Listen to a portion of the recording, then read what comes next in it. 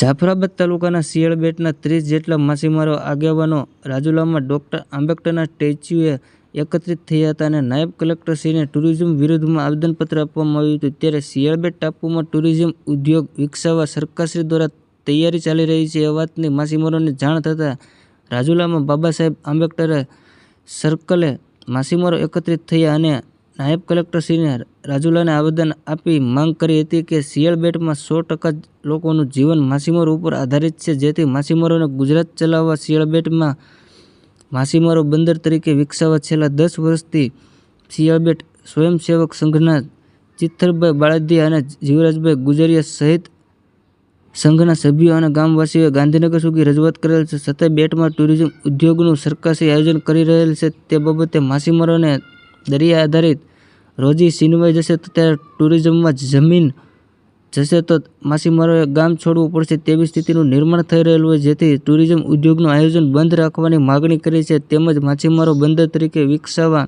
માછીમારોએ માગણી કરી છે કે જો ટુરિઝમ રોકવામાં નહીં આવે તો માછીમારો દ્વારા આગામી સમયમાં ઉગ્ર આંદોલન કરશે તેવી પણ ચીમકી આપવામાં આવી છે। રિપોર્ટર મનીષ મહેતા, રાજુલા। મારું નામ ચિત્તરભાઈ બાળદિયા, ગામ શિયાળબેટ।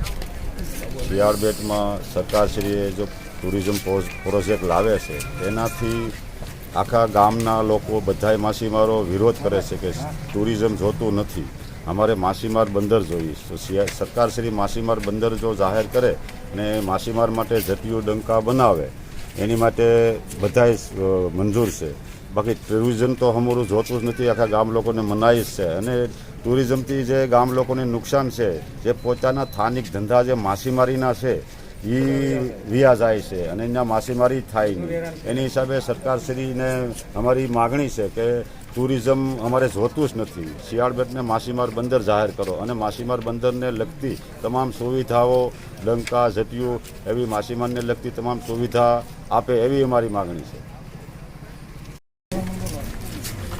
આજરોજ અમે પ્રાંત ખાતે આવેદનપત્ર ગામ સમક્ષ દેવા માટે આવ્યા હતા।